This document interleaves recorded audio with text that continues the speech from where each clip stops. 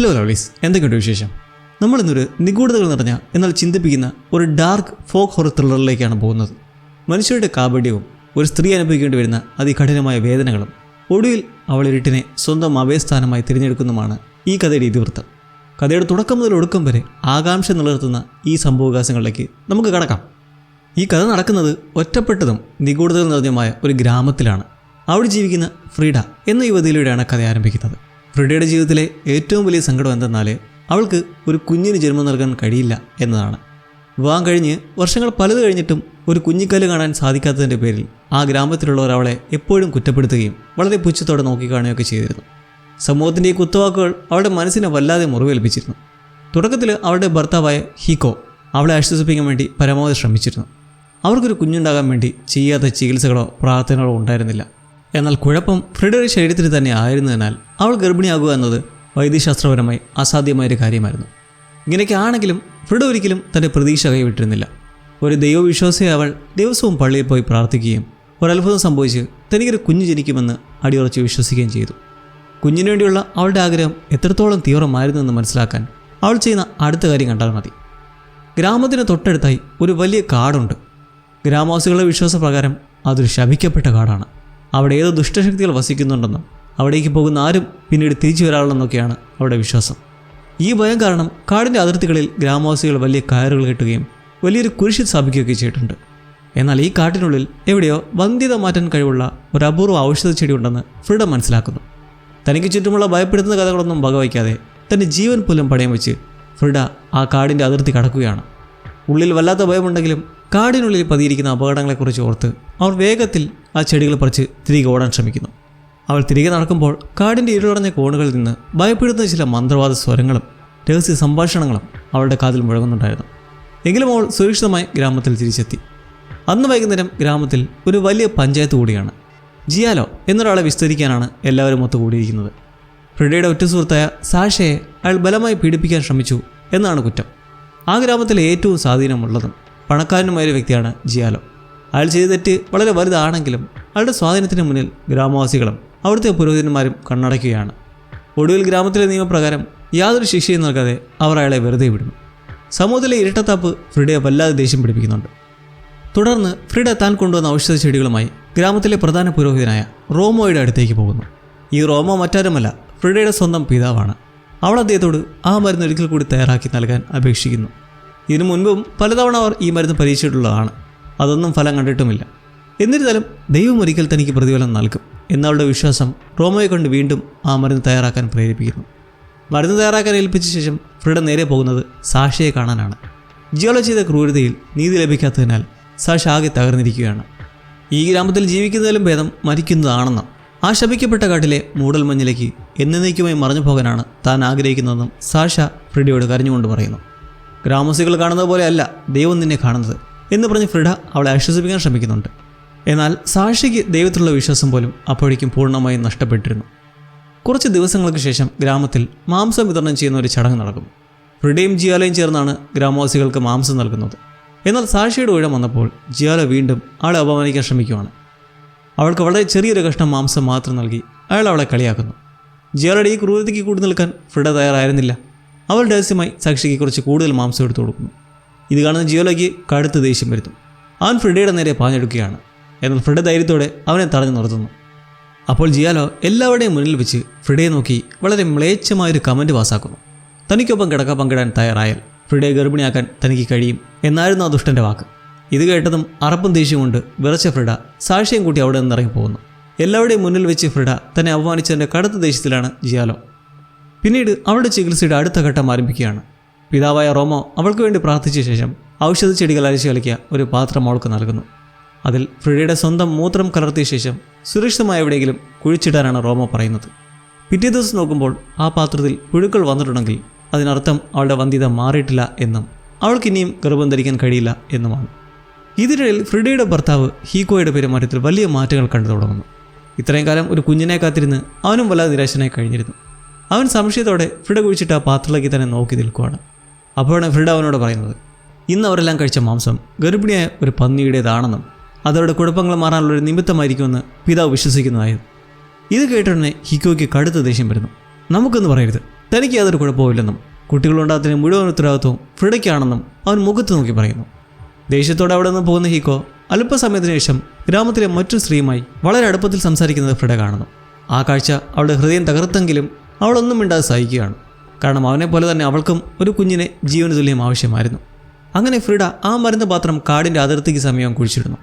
എന്നാൽ അത് കുഴിച്ചിട്ട നിമിഷം മുതൽ കാട്ടിനുള്ളിൽ നിന്നും വല്ലാത്തൊരു ആകർഷണം അവളെ മാടി വിളിക്കുന്നതായി അവൾക്ക് തോന്നുന്നു. മൂടൽ മഞ്ഞ് നിറഞ്ഞ ആ കാട് അപകടകരമാണെന്നറിയാമെങ്കിലും ആ വിളി അവഗണിക്കാനാവാതെ അവൾ കാടിലേക്ക് അങ്ങനെ നോക്കി നിൽക്കുമ്പോഴാണ് പെട്ടെന്ന് അവളുടെ പിന്നിലായി ആ കാമാന്തനായ ജിയോല വീണ്ടും വരുന്നത്. തുടക്കത്തിൽ ഫ്രെഡയ്ക്ക് രക്ഷാമാർഗത്തിനായി കാട്ടിനുള്ളിലേക്ക് ഓടിക്കയറാൻ ഭയമായിരുന്നു. പെട്ടെന്ന് കാട്ടിലെ മരങ്ങളിൽ നിന്നും വലിയൊരു കൂട്ടം പക്ഷികൾ ഭയന്നോടുന്ന അവൾ കാണുന്നു.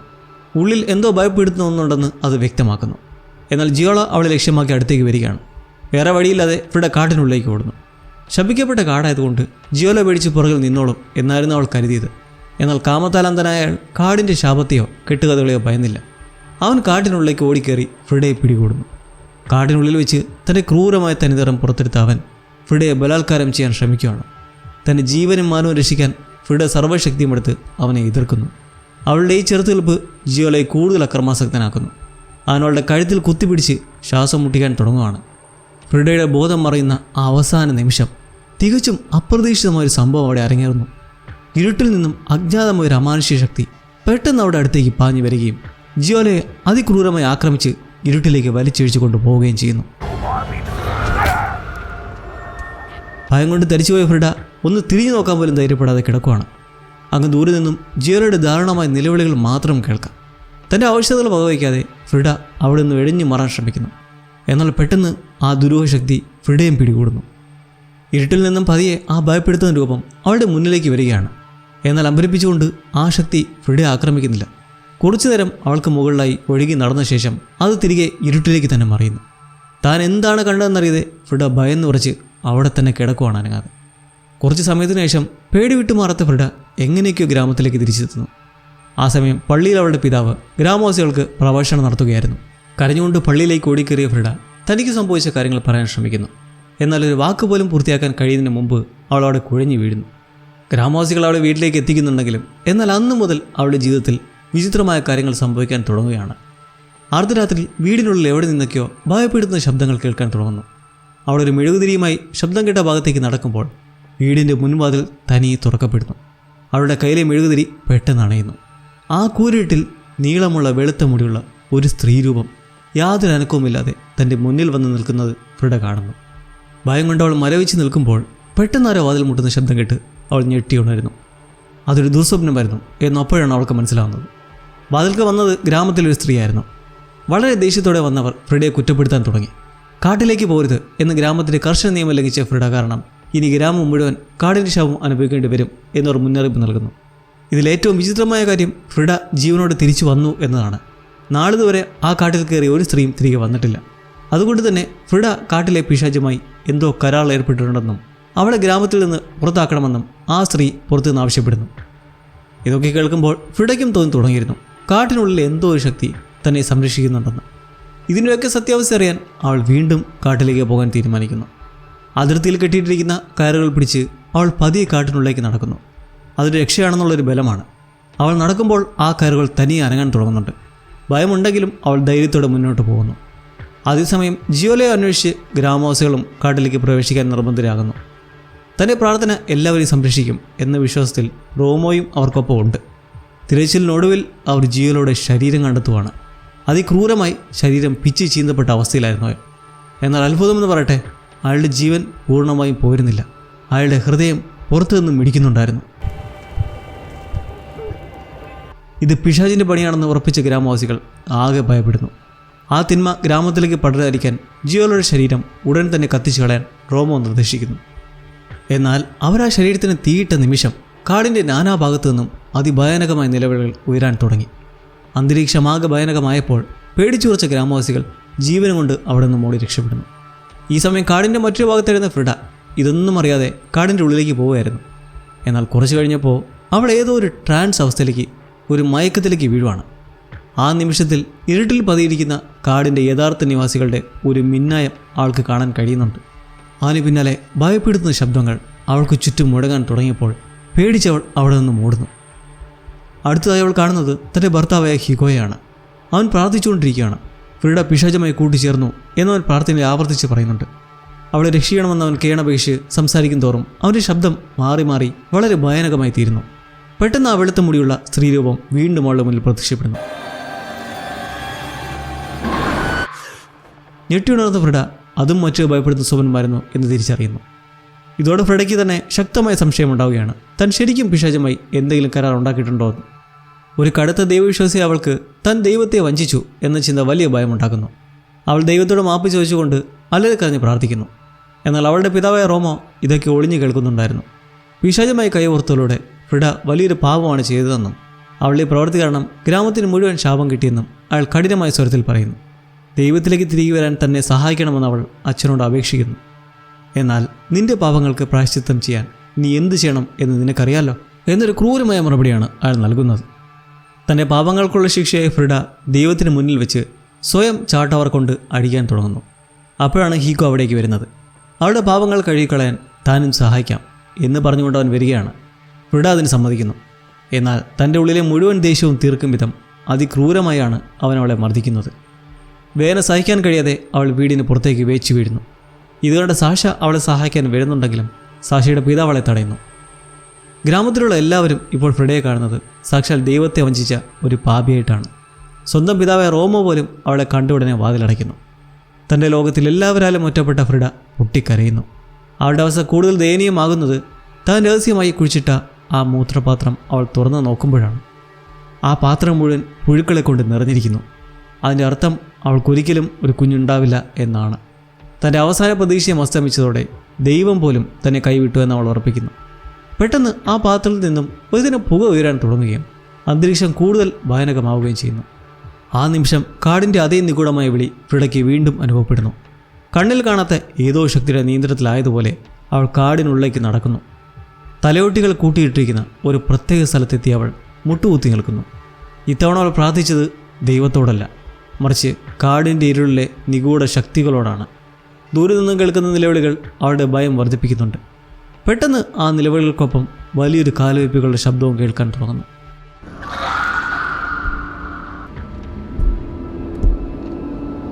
അവളുടെ മുന്നിൽ ഒരു ഭയാനകമായ രൂപം പ്രത്യക്ഷപ്പെടുകയാണ്.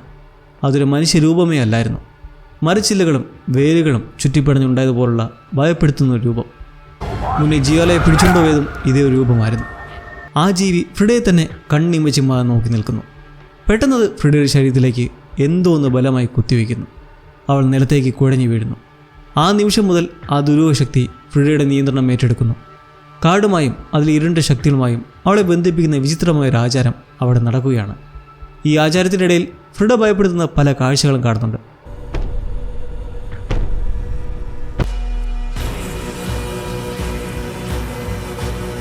അതിലൊന്ന് നേരത്തെ കണ്ട വെളുത്ത വസ്ത്രം ധരിച്ച നിഗൂഢമായ സ്ത്രീ രൂപമാണ്. ഈ ഇരുണ്ട ആചാരം അവളുടെ വന്ധ്യത മാറ്റാനുള്ള ഒരു വഴിയാണെന്ന് തോന്നിപ്പിക്കുന്നതായിരുന്നു ആ കാഴ്ചകൾ. പിറ്റേ ദിവസം രാവിലെ ഉറക്കമുണർന്ന ഫ്രിഡ അക്ഷരാർത്ഥത്തിൽ ഞെട്ടിപ്പോകുന്നു. അവളുടെ വയറ് അസ്വാഭാവികമായ വിധം വലുതായിരിക്കുന്നു. ഒറ്റ രാത്രി കൊണ്ട് അവൾ മാസങ്ങൾ പിന്നിട്ട ഒരു ഗർഭിണിയെ പോലെയായി മാറിയിരുന്നു. ജീവിതകാലം മുഴുവൻ അവൾ കാത്തിരുന്ന ആ സ്വപ്നം ഒടുവിൽ യാഥാർത്ഥ്യമായിരിക്കുന്നു. ഉടൻ തന്നെ ഗ്രാമത്തിലേക്ക് മടങ്ങി. എന്നാൽ അവൾ ജീവനോടെ തിരിച്ചു വന്നത് കണ്ട് ഗ്രാമവാസികൾ അത്ഭുതത്തോടെയും സംശയത്തോടെയുമാണ് അവളെ നോക്കുന്നത്. അവിടെ എത്തുമ്പോഴാണ് അവൾ ആ ഞെട്ടിക്കുന്ന സത്യം അറിയുന്നത്. ഫ്രിഡ മരിച്ചു എന്ന് വിശ്വസിച്ച് ഹീഗോ താൻ നേരത്തെ സംസാരിച്ചിരുന്നിരുന്ന ആ സ്ത്രീയുമായി ഒരുമിച്ച് താമസിക്കാൻ തുടങ്ങിയിരിക്കുന്നു. ഫ്രിഡയ്ക്കിനി ആ വീട്ടിൽ യാതൊരു സ്ഥാനവുമില്ല എന്ന് ഹീഗോ മുഖത്ത് നോക്കി പറയുന്നു. എന്നാൽ ഫ്രിഡ പിന്മാറാൻ തയ്യാറായില്ല. അവർക്കെല്ലാവർക്കും കൂടി ഒന്നിച്ച് ജീവിക്കാനുള്ള ഒരു വഴി കണ്ടെത്താം എന്ന് പറഞ്ഞ് അവൾ ആ വീട്ടിലേക്ക് തന്നെ കയറി പോകുന്നു. അന്ന് രാത്രി ഗ്രാമത്തിലെ പുരുഷന്മാരുടെ കാപട്യം ഫ്രിഡ ശരിക്കും മനസ്സിലാക്കുകയാണ്. റോമോയും മറ്റു പുരുഷന്മാരും മദ്യപിച്ചിരുന്ന് സംസാരിക്കുന്ന അവൾ കേൾക്കുന്നു. സാക്ഷ്യം പിടിപ്പിച്ച ജിയോലയുടെ മരണത്തെ അവർ വാഴ്ത്തുകയാണ്. അവൻ കാട്ടിലേക്ക് പോയി പിശാചിനെ നേരിട്ട് മൃത്യുവാളുന്നതിലൂടെ ദൈവത്തിൻ്റെ സ്വർഗത്തിലെത്തി എന്നാണ് അവർ പറയുന്നത്. ഇതിനിടെ ദേഷ്യം വന്ന ഫ്രിഡ അവരോട് തർക്കിക്കുന്നു. ജിയോലയ്ക്ക് അവൻ്റെ പാപങ്ങൾക്കുള്ള ശിക്ഷയാണ് ലഭിച്ചതെന്ന് അവൾ പറയുന്നു. കാരണം അവൾക്കറിയാം ജിയോല അന്ന് കാട്ടിനുള്ളിലേക്ക് എങ്ങനെ എത്തിപ്പെട്ടു എന്നുള്ളത്. എന്നാൽ ആ പുരുഷന്മാർ അവളെ നോക്കി പരിഹസിച്ചിരിക്കുക മാത്രമാണ് ചെയ്തത്. പിന്നീട് ഫ്രിഡ സാക്ഷിയോട് പറയുന്നുണ്ട്, നമ്മളിനി ഈ പുരുഷന്മാരെ അനുസരിക്കുന്നത് നിർത്തണം. സ്ത്രീകളെ അടിച്ചമർത്താൻ വേണ്ടി മാത്രമാണ് ഈ സമൂഹം നിയമങ്ങൾ ഉണ്ടാക്കിയിരിക്കുന്നത്. കുറച്ച് ദിവസങ്ങൾക്ക് ശേഷം പള്ളിയിൽ നടക്കുന്ന ഒരു പ്രാർത്ഥന സമ്മേളനത്തേക്ക് സാഷ ഫ്രിഡയെ കൊണ്ടുപോകുന്നു. പ്രാർത്ഥനയ്ക്കിടയിൽ ഫ്രിഡയുടെ അസാധാരണമായ പെരുമാറ്റം ശ്രദ്ധിച്ച റോമോ എല്ലാവർക്കും മുന്നിൽ വന്ന് പ്രാർത്ഥന ചൊല്ലാൻ അവളോട് ആവശ്യപ്പെടുന്നു. ഫ്രിഡ സംസാരിക്കാൻ ശ്രമിക്കുന്നുണ്ടെങ്കിലും ഏതോ ഒരു അദൃശ്യ ശക്തി അവളിലെ വാക്കുകളെ തടയുന്നത് പോലെ അവൾക്ക് അനുഭവപ്പെടുന്നു. അവൾ പ്രാർത്ഥന തെറ്റിച്ച് പറയാൻ തുടങ്ങുന്നതും പെട്ടെന്ന് എല്ലാവരുടെയും മുന്നിൽ വെച്ച് അവൾ ശ്രദ്ധിക്കുന്നു. ആ സമയത്ത് അവളുടെ വസ്ത്രം കുറച്ച് മാറ്റി നോക്കുകയും അതിലൂടെ ഗർഭിണിയാണെന്ന സത്യം ഗ്രാമവാസികളുടെ മുന്നിൽ വെളിപ്പെടുകയും ചെയ്യുന്നു. അവളുടെ വലിയ വയറിലെ വിചിത്രമായ പാടുകൾ കണ്ട് എല്ലാവരും അമ്പരം നിൽക്കുന്നു. ഇത്രയും കാലം മച്ചിയായിരുന്ന ഒരു സ്ത്രീക്ക് പെട്ടെന്ന് എങ്ങനെ ഗർഭം ധരിക്കാൻ കഴിയും? ഇതിനെ ഒരു ദൈവിക അത്ഭുതമായി കാണുന്നതിന് പകരം ഗ്രാമവാസികളുടെ സംശയം വർദ്ധിക്കുകയാണ് ചെയ്തത്. അവൾ ചുമക്കുന്നത് ഒരു മനുഷ്യക്കുഞ്ഞിനെ അല്ല, സാക്ഷാൽ പിശാചിൻ്റെ കുഞ്ഞിനെയാണെന്ന് അവർ ആരോപിക്കുന്നു. ഫ്രിഡ ഇതെല്ലാം നിഷേധിക്കുകയും തൻ്റെ കുഞ്ഞ് ദൈവം തന്ന അത്ഭുതമാണെന്ന് ഉറപ്പിച്ച് പറയുകയും ചെയ്യുന്നു. സാക്ഷിയും ഫ്രിഡയെ പിന്തുണച്ചുകൊണ്ട് സംസാരിക്കുന്നുണ്ട്. ഫ്രിഡയുടെ പ്രാർത്ഥനകൾക്ക് ഒടുവിൽ ദൈവം ഉത്തരം നൽകി എന്ന് അവൾ പറയുന്നു. എന്നാൽ ആരും അത് വിശ്വസിക്കാൻ തയ്യാറായിരുന്നില്ല. ഗ്രാമം ഒന്നടങ്കം അവൾക്ക് ശിക്ഷ നൽകണമെന്ന് ആവശ്യപ്പെടുന്നു. ഒടുവിൽ ഗ്രാമവാസികൾ അവളെ കെട്ടിയിട്ട് ഒരു ജയിലറയ്ക്കുള്ളിൽ അടയ്ക്കുന്നു. സ്വയം മോചിപ്പിക്കാൻ ഫ്രിഡ പരമാവധി ശ്രമിക്കുന്നുണ്ടെങ്കിലും കാവൽക്കാരൻ അവളെ ഒരു മന്ത്രവാദിനി എന്ന് വിളിച്ച് അവളെ നിശബ്ദയാക്കുന്നു. കുറച്ചു നേരം കഴിയുമ്പോൾ കാവൽക്കാരൻ അവിടെ നിന്നും പോവുകയും ഹീഗോ അവിടേക്ക് വരികയും ചെയ്യുന്നു. അവൻ ഫ്രിഡയോട് പറയുന്നു, റോമോ അവളെ പട്ടിണിക്കിട്ട് കൊല്ലാനാണ് തീരുമാനിച്ചിരിക്കുന്നതെന്ന്. എങ്കിൽ മാത്രമേ അവളുടെ ഉള്ളിലെ പിശാച് പുറത്തു പോവുകയുള്ളൂ എന്നാണ് റോമോയുടെ വിശ്വാസം. എന്നാൽ ഹീഗോ മറ്റൊരു വഴി നിർദ്ദേശിക്കുന്നു. തൻ്റെ വയറ്റിൽ വളരുന്ന ആ കുഞ്ഞിനെ ഉപേക്ഷിക്കാൻ തയ്യാറായാൽ ഫ്രിഡയെ രക്ഷിക്കാം എന്നവൻ പറയുന്നു. തിന്മയെ അതിൻ്റെ വേരോടെ പിഴുതെറിയണം എന്നാണ് അവൻ്റെ പക്ഷം. എന്നാൽ ഫ്രിഡ ഉടൻ തന്നെ നിരസിക്കുകയും തൻ്റെ കുഞ്ഞിനെ ഒരിക്കലും ഉപേക്ഷിക്കില്ല എന്ന് തീർത്ത് പറയുകയും ചെയ്യുന്നു. പെട്ടെന്ന് ഹീഗോ തൻ്റെ കയ്യിലിരുന്നൊരു വലിയ കത്തി പുറത്തേക്ക് എടുക്കുകയാണ്. ഇത് സാക്ഷാൽ ദൈവത്തിൻ്റെ കൽപ്പനയാണെന്ന് അവൻ ആവർത്തിച്ച് പറയുന്നു. ഭയം കൊണ്ട് വിറച്ച ഫ്രിഡ തൻ്റെ കുഞ്ഞിനെ കൊല്ലുന്നവനോട് കാല് പിടിച്ച് അപേക്ഷിക്കുന്നു. എന്നിട്ടും ഹീഗോ വഴങ്ങുന്നില്ല. ഈ കുഞ്ഞ് മരിച്ചേ തീരൂ എന്നവൻ ഉറപ്പിച്ച് പറയുന്നു. ഹീഗോ അവളുടെ വയറ്റിൽ കത്തി കുത്തിയിറക്കാൻ ശ്രമിക്കുന്ന ആ അവസാന നിമിഷം എങ്ങനെയൊക്കെയോ ഫ്രിഡ ആ കാലുകൾ പൊട്ടിച്ചെറിയുന്നു. ഒരു സാധാരണ മനുഷ്യന് ഒരിക്കലും സാധിക്കാത്തത്ര അമാനുഷികമായ ശക്തിയോടെ അവൾ ഹീഗോയുടെ കൈകളിൽ കയറി പിടിക്കുകയാണ്. അതേസമയം തന്നെ ഫ്രിഡയുടെ മുഖം ക്രമേണ ഒരു ഭയാനക പൈശാചിക രൂപമായി മാറാൻ തുടങ്ങിയിരുന്നു. പെട്ടെന്നൊന്ന് മിന്നി മറിയുന്നതും ഇത് കണ്ട് ഭയന്നു പോയ ഹീഗോയുടെ കയ്യിൽ നിന്നും തീച്ചൂട്ട് താഴെ വീഴുകയും ജയിലിനുള്ളിൽ വലിയ തീപിടുത്തമുണ്ടാവുകയും ചെയ്യുന്നു. തീനാളങ്ങൾക്കിടയിൽ നിന്നും ഫ്രിഡയുടെ ഭയാനകമായ അലർച്ചകൾ കേട്ട് ഹീഗോ വിറച്ചു നിൽക്കുകയാണ്. അവൾ മരിക്കട്ടെ എന്ന പോലെ കുറച്ചു നേരം നിന്ന് തിരിഞ്ഞു നോക്കിയപ്പോൾ പെട്ടെന്ന് ചുറ്റും വലിയൊരു നിശബ്ദത പരക്കുന്നു. യാതൊരു കാരണവുമില്ലാതെ ആ തീ തനിയെ അണയുന്നു. ആ തക്കത്തിന് ഫ്രിഡ അവിടെ നിന്നും രക്ഷപ്പെടുകയാണ്. വളരെ പെട്ടെന്ന് തന്നെ ഗ്രാമവാസികൾ ഒന്നടങ്കം അവളെ പിന്തുടർന്ന് കാട്ടിലേക്ക് പ്രവേശിക്കുന്നു. ഇരുട്ടിൽ ഏതൊരു അദൃശ്യ ശക്തി ഫ്രിഡയ്ക്ക് സംരക്ഷണ വലയം ഒരുക്കുന്നുണ്ടായിരുന്നു. എന്നിട്ടും ഗ്രാമവാസികൾ അവളെ പിടികൂടുന്നു. ഫ്രിഡയെയും അവളുടെ ഉള്ളിൽ വളരുന്ന കുഞ്ഞിനെയും ഉടൻ തന്നെ കൊന്നുകളയാൻ റോമോ ഹീഗോയ്ക്ക് നിർദ്ദേശം നൽകുന്നു. എങ്കിൽ മാത്രമേ ആ പിശാച് പൂർണ്ണമായി നശിക്കുകയുള്ളൂ എന്നയാൾ വിശ്വസിക്കുന്നു. എന്നാൽ ആ നിമിഷം കാട്ടിലാകെ ഒരു ഭയാനകമായ നിലവിളി മുഴങ്ങുകയും കാണാത്ത ഏതോ ഒരു ശക്തി ചില ഗ്രാമവാസികളെ ഇരുട്ടിലേക്ക് വലിച്ചഴിച്ചു കൊണ്ടുപോവുകയും ചെയ്യുന്നു. ഫ്രിഡ അതിശക്തമായി ഹീഗോയുടെ കൈകളിൽ പിടിച്ചലർന്നു. ഇനി ഒരാളും എൻ്റെ കുഞ്ഞിന്മേൽ കൈവയ്ക്കില്ല. തുടർന്ന് അവൾ പുറപ്പെടുവിച്ച അതിശക്തമായൊരു നിലവിളിയുടെ ആഘാതത്തിൽ ഹീഗോ ആകട്ടെ ദൂരെയുള്ള ഒരു മരത്തിലേക്ക് തെറിച്ചു വീണങ്ങനെ നിൽക്കുകയാണ്. അവൻ്റെ ശരീരം ചിന്നിച്ചിതർന്നു. ആ ഭയാനകമായ കാഴ്ച കണ്ട് ഭയന്ന ഗ്രാമവാസികൾ കാട്ടിൽ നിന്ന് ജീവനം കൊണ്ട് ഓടി രക്ഷപ്പെടുന്നു. ഫ്രിഡ തന്നെ ഒരു പിശാചായി മാറി എന്ന് റോമോ ഉറക്കെ വിളിച്ചു പറയുന്നുണ്ട്. ഇതെല്ലാം കേട്ട് സാഷ അവിടെ നിൽക്കുന്നുണ്ടായിരുന്നു. മറ്റ് ഗ്രാമവാസികളെ പോലെ ഓടി ഒളിക്കാതെ ഒറ്റയ്ക്ക് ആ കാട്ടിലേക്ക് നടക്കുന്നു. കാരണം അവൾ ഇപ്പോഴും ഫ്രിഡയെ തൻ്റെ ഉറ്റ സുഹൃത്തായി തന്നെയാണ് കാണുന്നത്. അതേസമയം ഇത്രയും കാലം തന്നെ നിരീക്ഷിക്കുകയും സംരക്ഷിക്കുകയും ചെയ്തിരുന്ന ആ നിഗൂഢ ശക്തിയെ ഫ്രിഡ ഒടുവിൽ കണ്ടുമുട്ടുകയാണ്. ആ ശക്തി പതിയെ അതിൻ്റെ യഥാർത്ഥ രൂപം വെളിപ്പെടുത്തുന്നു. അവളുടെ ദുസ്വപ്നത്തിൽ വന്നിരുന്ന അതേ വെളുത്ത മുടിയുള്ള സ്ത്രീയുടെ രൂപമായിരുന്നു അത്. ആ സ്ത്രീ ശാന്തമായി ഫ്രിഡയുടെ അടുത്തേക്ക് വരികയും അവളുടെ ഉള്ളിൽ വളരുന്ന കുഞ്ഞിനെ തിരിച്ചറിഞ്ഞതുപോലെ അവളുടെ വയറ്റിൽ പതുക്കെ കൈവയ്ക്കുകയും ചെയ്യുന്നു.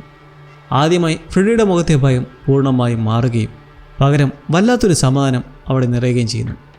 തുടർന്ന് ആ സ്ത്രീ ഫ്രിഡയെ മറ്റൊരു നിഗൂഢ ലോകത്തേക്ക് കൂട്ടിക്കൊണ്ടു പോവുകയാണ്. യാതൊരു എതിർപ്പുമില്ലാതെ ഫ്രിഡ അവരെ പിന്തുടർന്നു. മനുഷ്യരിൽ നിന്നും നിരന്തരം അവഗണനയും ക്രൂരതയും ഒറ്റപ്പെടലും മാത്രം അനുഭവിച്ച ഫ്രിഡ ഒടുവിൽ മനുഷ്യത്വമില്ലാത്ത ഈ ലോകത്തേക്കാൾ നല്ലത് ആ ഇരുണ്ട ലോകമാണെന്ന് തിരിച്ചറിയുന്നു. അങ്ങനെ അവൾ ആ നിഗൂഢ ലോകത്തിൻ്റെ ഭാഗമായി മാറുകയാണ്. ഈ കഥ അവസാനിപ്പിക്കുന്നത് വളരെ ചിന്തിപ്പിക്കുന്ന ഒരു സന്ദേശത്തോടെയാണ്. യഥാർത്ഥ രാക്ഷസന്മാർ എപ്പോഴും കാടിനുള്ളിൽ ഒളിച്ചിരിക്കുന്നവരല്ല. അവർ പലപ്പോഴും മനുഷ്യർക്കിടയിൽ തന്നെ ജീവിക്കുന്നവരാണ്. മനുഷ്യൻ്റെ ക്രൂരതയേക്കാൾ എത്രയോ ഭേദമാണ് ചിലപ്പോൾ ഇരുട്ട് നൽകുന്ന അഭയം. അങ്ങനെ നമ്മൾ ഈ ഒരു അനുഭവം ഇവിടെ അവസാനിപ്പിക്കുകയാണ്. ഇതുപോലുള്ള ഫോക്ക് ഹൊറർ സിനിമകൾ നിങ്ങളുടെ കണ്ണിൽപ്പെട്ടാൽ അറിയിക്കാൻ മറക്കണ്ട. അപ്പോൾ മറ്റു എക്സ്പീരിയൻസുമായി നമുക്ക് വീണ്ടും കാണാം. Stay tuned and see you ലവ്ലീസ്.